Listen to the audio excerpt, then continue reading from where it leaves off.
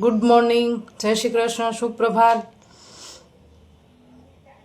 બધા જ ખાખીના ખુમારો જાગી જાવ અને આપણે લાઈવ સેશન ઉપર ભેગા થઈએ છીએ. આજે ફરીને ગ્રાઉન્ડની ડેટ આવી ગઈ છે. બધા ગ્રાઉન્ડની તૈયારી શરૂ કરી દીધી છે.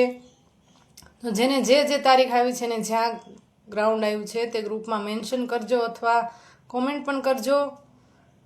ઝડપથી દરેક વિદ્યાર્થી મિત્રો લાઈવ સેશન ઉપર આવી જાય અને ગ્રાઉન્ડ રિલેટેડ કંઈ પ્રશ્ન હોય તો તમે અત્યારે પૂછી શકો છો. પછી તમે કોમેન્ટ બોક્સમાં પાછળથી બહુ જ લાંબી કોમેન્ટ કરો છો ને એટલે હું જવાબ આપતી નથી. તો લાઈવ સેશનમાં તમને જે પણ કાંઈ ક્વેશ્ચન છે ગ્રાઉન્ડ બાબતે તો તમે ફટાફટ ચર્ચા કરી શકો છો. કોને કઈ તારીખે ગ્રાઉન્ડ આવેલું છે અને કઈ જગ્યાએ ગ્રાઉન્ડ છે તો બધા કોમેન્ટ બોક્સમાં ઝડપથી જણાવજો અને આ લિંક વધારે શેર કરો જેથી કરીને બધા વિદ્યાર્થી મિત્રો આમાં જોડાઈ શકે. Ground start.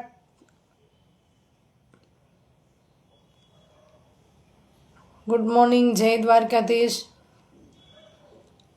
કોને ક્યાં ગ્રાઉન્ડ આવ્યું છે? અમદાવાદ આવ્યું છે. બટ એવું ક્યાં જે જગ્યાએ તમારે ગ્રાઉન્ડ આવ્યું હોય ત્યાં આજુબાજુ વ્યવસ્થા હોય જ છે રહેવાની અને ઘણી બધી વ્યવસ્થા હોય છે. એવું લાગશે તો હું આપણું વોટ્સએપ ગ્રુપ છે એમાં હું શેર કરી દઈશ કે જેને જ્યાં ગ્રાઉન્ડ આવ્યું હોય ત્યાં આજુબાજુ જેટલી સુવિધા હોય એને રિલેટેડ બધા શેર કરતા હોય છે તો હું તમને એ વોટ્સએપ ગ્રુપમાં શેર કરી દઈશ. 23/1 આવેલું છે ગ્રાઉન્ડ વડોદરા.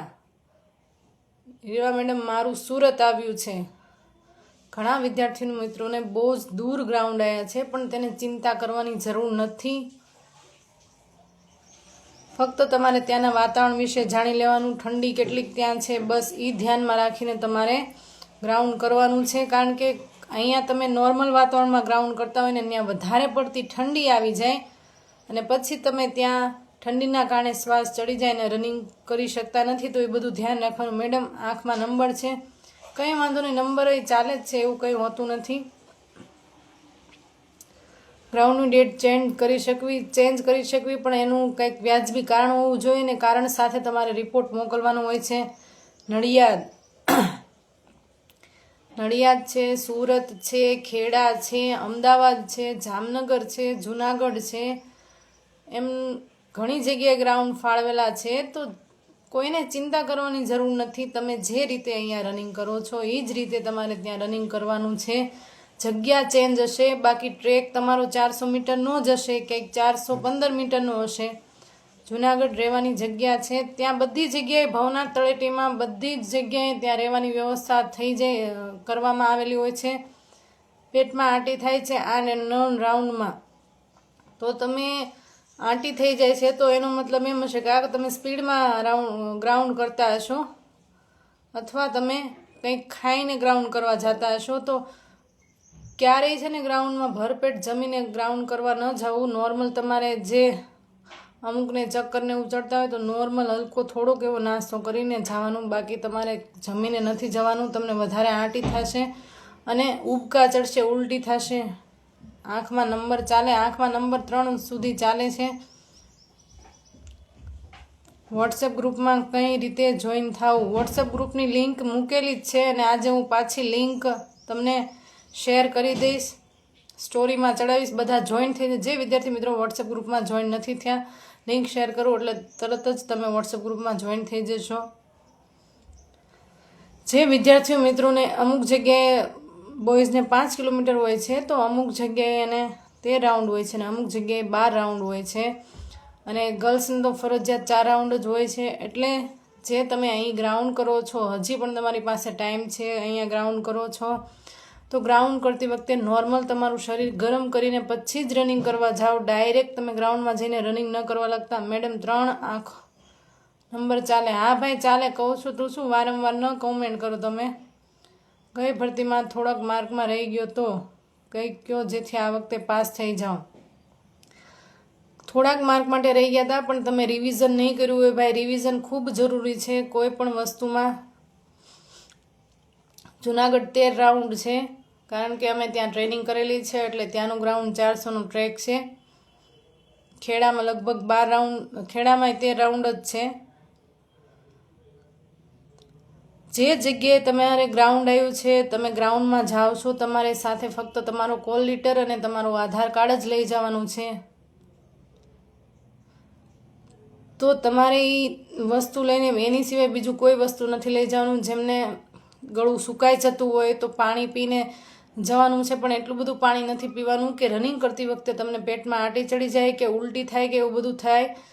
તો ચોકલેટ કે એવું મોઢામાં રાખવાનું, જેથી તમારું ગળું સુકાઈ ન જાય. ગ્રાઉન્ડમાં જાઓ છો, હજી તમારું બાયોમેટ્રિક બાકી હોય એટલે તમને લાઇનમાં બેસવું પડતું હોય છે.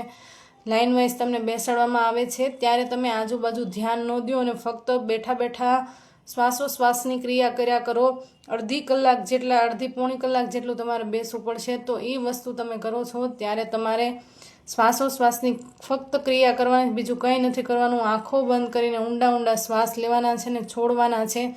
આ વસ્તુ કરીને તમે ગ્રાઉન્ડ કરશો એટલે ચોક્કસ તમે સફળ થશો. જે વિદ્યાર્થીને શ્વાસ ચડી જાય છે એને ભલે તમે ડેઇલી ન કરતા હોય, પણ તમે જ્યારે મેઇન ગ્રાઉન્ડમાં જાઓ છો, તમે ખાસ બધા વિદ્યાર્થીઓને મારી આ સૂચના છે, સલાહ છે કે તમે આ રીતે કરજો. જ્યારે તમે ગ્રાઉન્ડમાં વારો નથી આવતો ને બેસાડે છે ત્યારે તમે ઊંડા શ્વાસોશ્વાસની ક્રિયા કરજો, જેથી કરીને તમે ગ્રાઉન્ડમાં જાઓ છો, તમને શ્વાસ નહીં ચડે, તમે આરામથી ગ્રાઉન્ડ કરી જશો.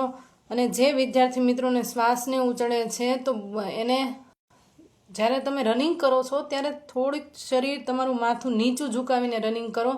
તમે ટટ્ટાર થઈને રનિંગ કરશો તો હવાનો જે અવરોધ છે એ તમારી તરફ આવશે અને તમને શ્વાસ લેવામાં તકલીફ પડશે, વધારે શ્વાસ ચડશે. બને ત્યાં સુધી મોઢું તમે બંધ રાખીને ગ્રાઉન્ડ કરો, જેથી કરીને પવન તમને અંદર ન જાય અને વધારે તમને ઠંડી ન ચડે ને શ્વાસ ન ચડે. ઘણા વિદ્યાર્થીઓ હોય છે કે એને સ્પીડ નથી આવતી હોતી, થાકી જતા હોય છે, સ્ટીરોઇડ ટેબ્લેટ લે છે અમુક છોકરાઓ. તેને કંઈક સલાહ આપો. સ્ટીરોઇડ એમને લાંબા ગાળે નુકસાન કરે છે ને સ્ટીરોઇડ લેવાથી ઘણીવાર એવું બને છે ગ્રાઉન્ડમાં જેની અસર દેખાઈ જાય ને વિદ્યાર્થી ત્યાં જ પડી જતો હોય છે. તો મહેરબાની કરીને એવી કોઈ ગોળી લેવાની નથી. તમારી ઉપર ભરોસો રાખો, આત્મવિશ્વાસ રાખો અને તમે ગ્રાઉન્ડમાં ઉતરી જાઓ. વ્યાયામ કરીને કૂદો ફતેહ છે આગે, એવી રીતે તમારે મનમાં મક્કમ વિશ્વાસ રાખીને તમારા માતા પિતાના આશીર્વાદ લઈને બધાને યાદ કરીને તમે ગ્રાઉન્ડ કરવા જાઓ. મેડમ, ગણિત ક્યાંથી કરવું મારે? ગણિત માટે તમારે યુટ્યુબમાં હેક્ઝા મેથ કરીને એક ચેનલ આવે છે, એ સાહેબ ખૂબ જ સારી રીતે સરળ રીતે ભણાવે છે, ફ્રી ઓફ કોર્સ. અથવા બીજી બધી એકેડમીના પણ વિડીયો ખૂબ સારા હોય છે. અભયમ એકેડમી છે, વર્લ્ડ ઇનબોક્સની એકેડમી છે, એન્જલ એકેડમી છે, સાર્થ એકેડમી છે. જે વિદ્યાર્થીનો અભયમ એકેડમીમાં પણ અભય સર છે, એ ખૂબ જ શોર્ટકટ રીતના ખૂબ જ સારી રીતે મેથ્સ રિઝનિંગ કરાવે છે. વર્લ્ડ ઇનબોક્સમાં પણ છે. સાર્થ વિદ્યાપીઠ એકેડમી છે, વેબ સંકુલ છે. કોઈ બીનું તમને ઘણા વિદ્યાર્થીઓ એમ કે છે કે કયું લેવું ને કયું ન લેવું, તો તમારે બધાને એકવાર વિડીયો જોઈ લેવાના 10-10 મિનિટમાં. પછી તમારે નક્કી કરવાનું કે મને કોનો વિડીયો, કોની રીત વધારે સમજાણી, તમારે એ લેવાની છે. બીજાના કહેવાથી હું કહું કે મને અભયમનું વધારે ગમે તો મારા કહેવાથી તમારે નહીં ઓલું કરવાનું. અને જ્યારે તમે મેથ્સ રિઝનિંગની પ્રેક્ટિસ કરો છો તો તમારી જે બુક છે પોતાની જાતે દાખલા ગણવાની ટ્રાય કરો. ડાયરેક્ટ કોઈને પૂછી ન લો. તમારા ખૂબ મથામણથી જવાબ નથી આવતો પછી તમારે બીજાની સલાહ લેવાની છે અથવા પૂછવાનું છે. ગૂગલમાં પણ તમે સર્ચ મારો તો અત્યારે ઘણી બધી ટેકનોલોજી આગળ વધી ગઈ છે. તો તમે ગૂગલમાં સર્ચ મારો છો ને તમને આખો દાખલો સોલ્યુશન સાથે જોવા મળે છે. ચોથા જણાના કોર્સ લઈને બેઠા છે, તેના કંઈક સલાહ આપું. જેને જે કરવું એ કરી શકે છે. આપણે કોઈની ઉપર ફોકસ નથી કરવાનું ભાઈ, આપણે ફક્ત આપણી ઉપર જ ફોકસ કરવાનો છે. બીજા શું કરે છે, ઘણા વિદ્યાર્થી મિત્રો ગ્રાઉન્ડમાં જશે એટલે પોતે કાંઈ નહીં કરી શકતો હોય પણ બીજાને એ નીચું પાડવાની કોશિશ કરશે. મારે તો પૂરા 8-18 મિનિટમાં થઈ જાય છે ગ્રાઉન્ડ. બેનપણી છે તો એમ કહે છે મારે તો 6 મિનિટમાં થઈ જાય છે ગ્રાઉન્ડ. અને જે લોકો ખૂબ ચિંતિત હશે, જે એ લોકો એની વાતમાં ધ્યાન દઈને વધારે ડિમોટિવ થઈ જશે. તો એ કોઈની વાત તમારે ગ્રાઉન્ડમાં જઈને કોઈ સાથે ખોટી વાતચીત નથી કરવાની. ગ્રાઉન્ડ પાસ થઈ જાય છે પછી ભલે તમે વાતું કરો. તો તમારે ગ્રાઉન્ડમાં બેસીને ફક્ત આ જ વસ્તુ કરવાની છે કે શાંતિથી તમારે બેસીને શ્વાસોશ્વાસની ક્રિયા કરવાની છે. અડધી પોલી કલાક તમે આ વસ્તુ કરશો એટલે તમને ગ્રાઉન્ડમાં ક્યાંય શ્વાસ નહીં ચડે, થાકી નહીં જાઓ, કોઈ વસ્તુ તમને નહીં થાય. અહીંયા તમે જ્યારે ગ્રાઉન્ડની પ્રેક્ટિસ કરવા જાઓ છો તો નોર્મલ એવી તમે શ્વાસોશ્વાસની ક્રિયા કરી નોર્મલ તમારા શરીરને ગરમ કરીને પછી ગ્રાઉન્ડમાં જાઓ. અને ગ્રાઉન્ડ કરતી વખતે શરૂઆતમાં ડાયરેક્ટ સ્પીડ ન પકડી લો. ધીમે ધીમે તમે સ્ટેપ બાય સ્ટેપ ધીમે ધીમે સ્પીડ જે સ્પીડમાં તમે રનિંગ કરો છો એક જ સ્પીડમાં રનિંગ કરો. જ્યારે તમે પૂરું થવા આવે છે ત્યારે તમે સ્પ્રિન્ટ મારો તો ચાલે, પણ અગાઉથી તમે સ્પ્રિન્ટ મારીને શરીરને થકવી દેશો તો તમે પાછળના રાઉન્ડ નહીં કરી શકો. જે લોકોને ચેસ્ટ નથી થતી, પુલઅપ કરવાનું શરૂઆત કરી દે. પુલઅપ કરવાથી તમારી ચેસ્ટ થઈ જશે. હેલ્થની સારી રાખવા માટે તમે તમારું ડાયટિંગનું વધારે બધું ધ્યાન રાખો. જેમ તે ખાઈને લો, ફાસ્ટ ફૂડથી દૂર રહ્યો. તમે જે વસ્તુ તમે ખાઓ છો ખૂબ કાળજી ધ્યાનપૂર્વક તમે અત્યારે તમારા હેલ્થનું ખાસ ધ્યાન રાખવાનું છે, કારણ કે જેમ તે વસ્તુ તમારે ખાવાથી તમારી હેલ્થને નુકસાન થાય અને તમારી તૈયારીમાં બાધ આવશે. તો એ બધી વસ્તુનું નાની નાની વસ્તુનું ધ્યાન રાખશો તો દવા નહીં લેવી પડે. ઘણા વિદ્યાર્થીઓને શાઇન પેન, ની પેઇન થતા હોય છે, પગના તળિયા દુખતા હોય છે. તો એના માટે તમારે નોર્મલ એવી એક્સરસાઇઝ કરવાની હોય છે કે ગોળ, દૂધ અથવા કેળા એ બધો ખોરાક, ચણા, મગ છે એ બધું ખાવાનું હોય છે.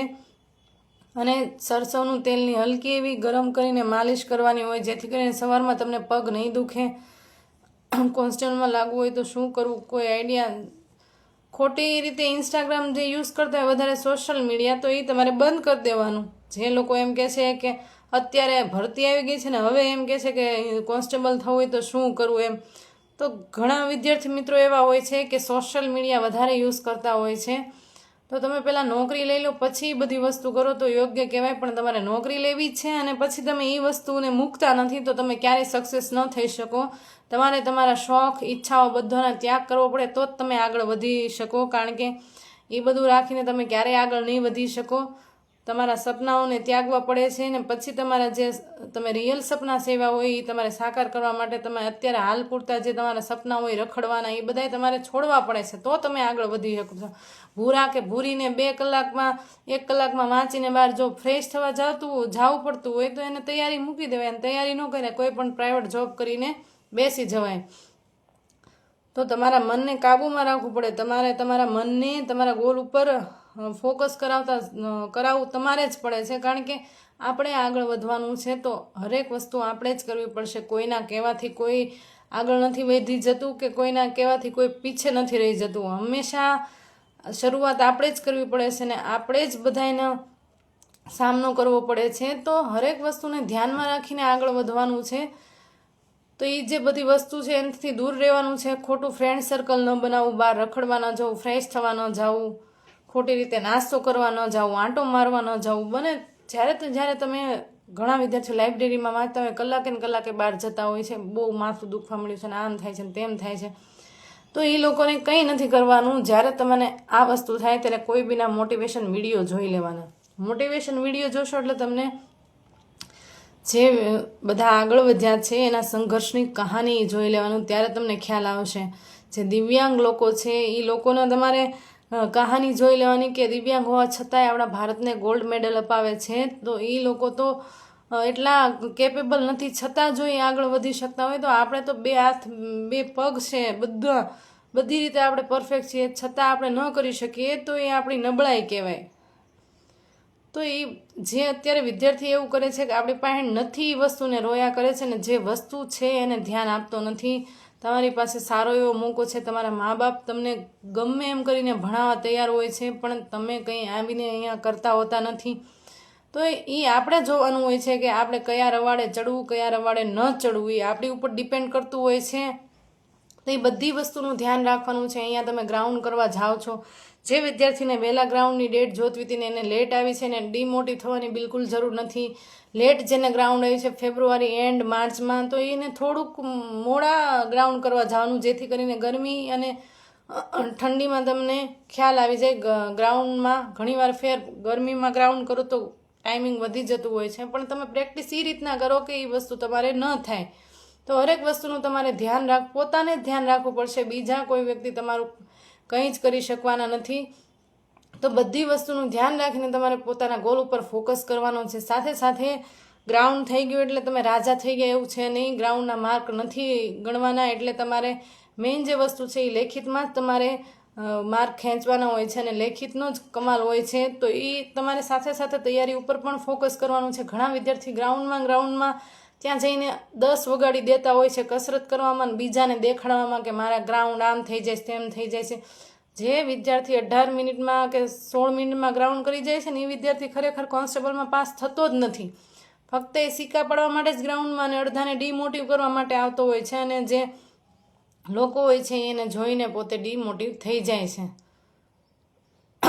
અમારે 21-22ની ભરતી હતી, તો તમે રનિંગની સાથે તમે લેખિતની પણ તૈયારી કરો. લેખિત ખૂબ જરૂરી છે, કારણ કે એનાથી જ તમે પાસ થશો. તો ગ્રાઉન્ડ કરવા જાઓ છો તો આ બધી નાની નાની વસ્તુનું તમારે ધ્યાન રાખવાનું છે. બાયોમેટ્રિક તમારું થઈ જાય પછી તમારા ઘણી જગ્યાએ તમને 150-150ને દોડાવતા હોય, ઘણી જગ્યાએ 100ને દોડાવે અથવા ઘણી જગ્યાએ 200ને દોડાવતા હોય, તો 2-2ની પેરની લાઈન કરેલી હોય છે. ત્યાં સામે મોટી ઘડિયાળ હોય છે.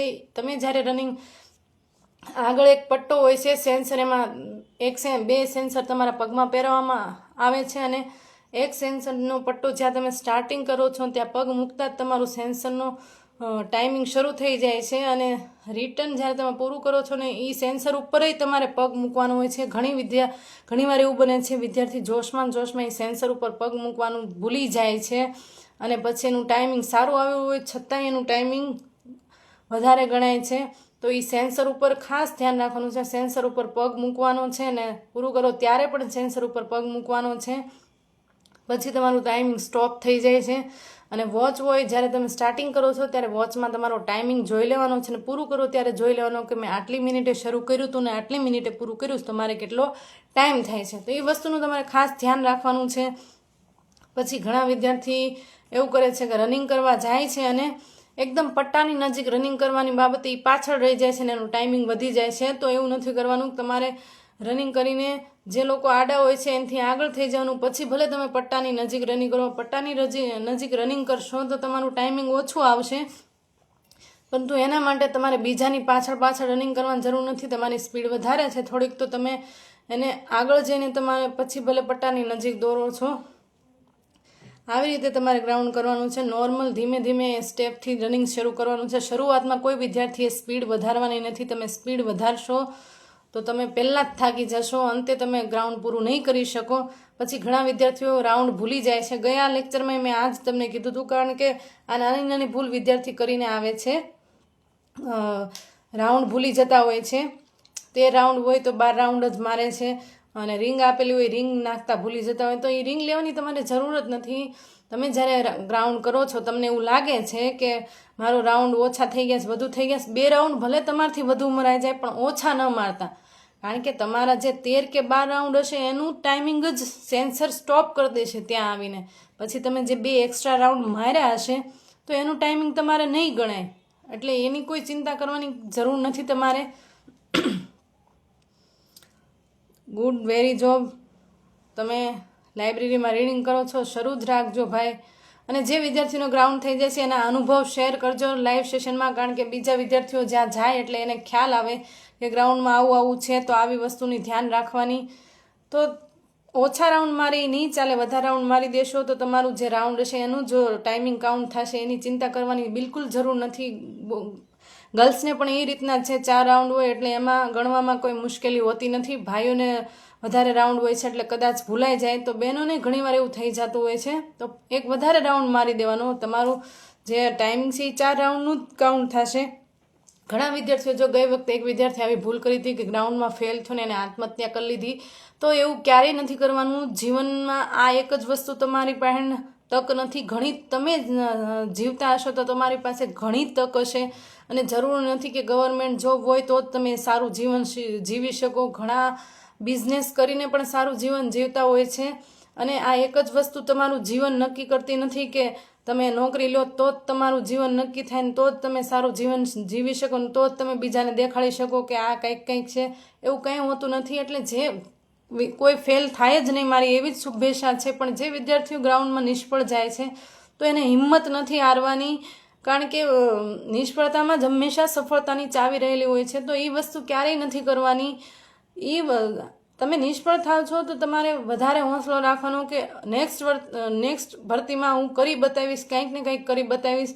હું પણ 2019માં ગ્રાઉન્ડ ફેલ થઈ હતી, પણ હું એમાંથી ડિમોટિવ ન થઈને હું ફરીને ઊભી થઈને મેં ગ્રાઉન્ડ શરૂ કર્યું, અને હું 21-22ની ભરતીમાં હું લાગી ગઈ. તો એક વસ્તુ તમારી જીવન નક્કી નથી કરતું અને આ જ ભરતી તમને બધું અપાવી શકે એવું કંઈ હોતું નથી.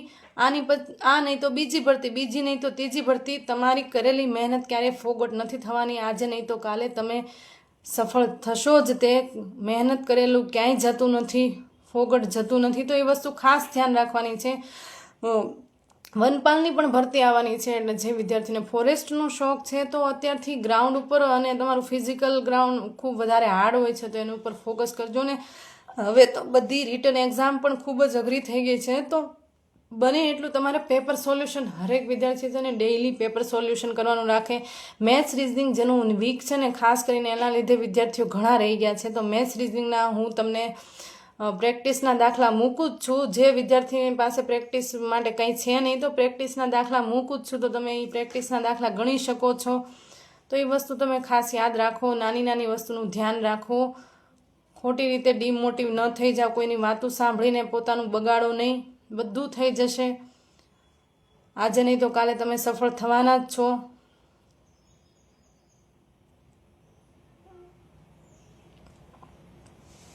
બધા વિદ્યાર્થીઓને હવે કંઈ ક્વેશ્ચન હોય તો તમે કરી શકો છો. બેન, તમને પીએસઆઈની આપવા એક્ઝામ આપવાની નહીં, હું કોઈ પીએસઆઈની એક્ઝામ નથી આપવાની.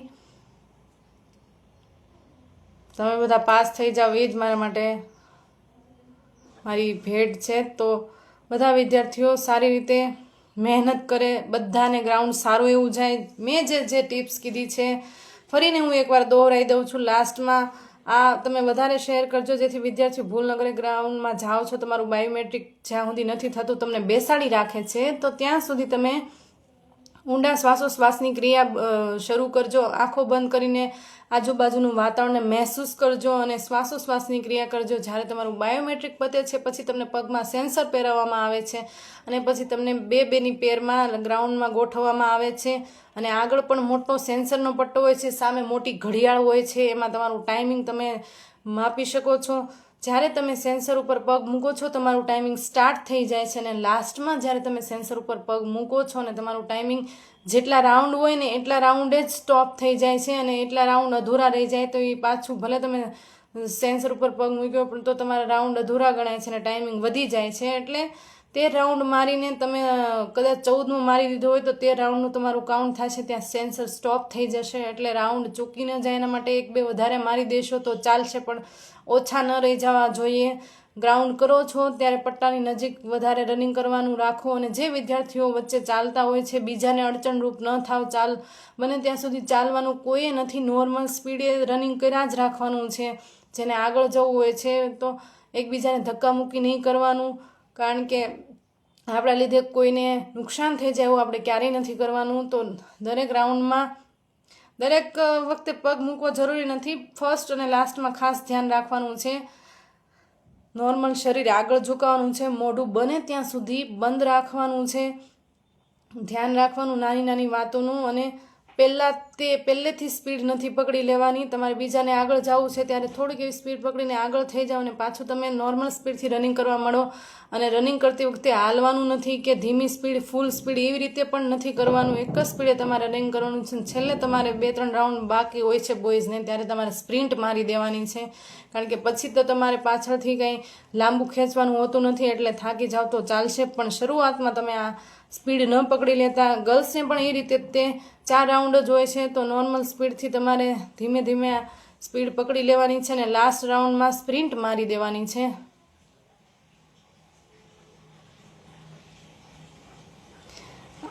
હા, એ વાત તમારી સાચી છે ભાઈ, તમે રાઉન્ડ ભૂલી ગયા હતા. અને હું જ્યારે ભરતી કરવા ગઈ ત્યારે પણ 2-3 ગર્લ્સ રાઉન્ડ ભૂલી ગઈ હતી. એટલા માટે ખાસ હું સલાહ સૂચન આપું છું કે તમે રાઉન્ડ ભૂલી જાઓ છો, યાદ નથી રહેતું. એમ થાય કે 10મો માર્યો કે 9મો માર્યો, તો 9મો નહીં ગણવાનો, આપણે 10મો જ ગણવીએ. 10મો નહીં ગણવાનો, આપણે 9મો જ ગણવાનો, વધારે નહીં ગણવાના. કેમ કે વધારે રાઉન્ડ મારી દેશો તો હાલશે. પછી તમારી પાસે અમુક વિદ્યાર્થી 12 રાઉન્ડ 20 મિનિટમાં કરીને આવતો રહે છે ને 13મો રાઉન્ડ એની પાસે 5 મિનિટ પડી હોય, પણ પછી ટાઈમ પૂરો થઈ જાય પછી કંઈ ફાયદો નથી. એટલે જ્યારે એવું થાય કે 8મો માર્યો છે, 7મો માર્યો છે, તો આપણે 7મો જ ગણવાનો, 1 રાઉન્ડ વધારે મારી દેવાનો. 2 રાઉન્ડ વધારે મારશો તો ચાલશે, પણ પછી તમને ફરીને મોકો નથી મળવાનો. પછી તમારી પાસે પસ્તાવો જ પડ્યો હોય છે. તો આ વસ્તુનું ખાસ બધા વિદ્યાર્થી મિત્રો રાખે, બધા સારું એવું રનિંગ કરે. નિષ્ફળ જાઓ છો તો કોઈ આડોઅવળું પગલું નથી ભરવાનું. આજે નહીં તો કાલે તમે સફળ થઈ જ જશો. આ ભરતી જ તમારું ભવિષ્ય નક્કી નથી કરતી. આની કરતાં પણ તમે સારું ડિઝર્વ કરતા હશો એમ માનીને તમે ફેલ થાઓ એવું વિચારીને આગળ વધવાનું છે. બધાને બેસ્ટ ઓફ લક. બધા પોતપોતાના રિવ્યૂ શેર કરજો જેથી મને નેક્સ્ટ લાઈવ સેશનમાં બધાને કહેવાની ખબર પડે. બધાને બેસ્ટ ઓફ લક. સારું એવું ગ્રાઉન્ડ કરો. તમારા મમ્મી પપ્પાના આશીર્વાદ, ભગવાનના આશીર્વાદ લઈને ગ્રાઉન્ડમાં ઉતરજો. અને મેં જે ટિપ્સ આપી છે એનું ધ્યાન રાખજો. અને જે પણ કાંઈ વ્યવસ્થા છે વોટ્સઅપ ગ્રુપ સ્ટોરી ઉપર લિંક મૂકી દઉં છું, એમાં જોઈન થઈ જશો. અને જે જગ્યાએથી વ્યવસ્થાના જે સ્ટોરી આવે છે એવું બધી એમાં શેર કરીશ જેથી કરીને તમને ખ્યાલ આવે. જ્યાં ગ્રાઉન્ડ કરવા જાઓ છો તો ત્યાં રહેવાની ખ્યાલ આવે. તો બધાને બેસ્ટ ઓફ લક. જય હિન્દ, જય ભારત. સારું એવું ગ્રાઉન્ડ કરજો. મળીએ આપણે નેક્સ્ટ લાઈવ સેશનમાં.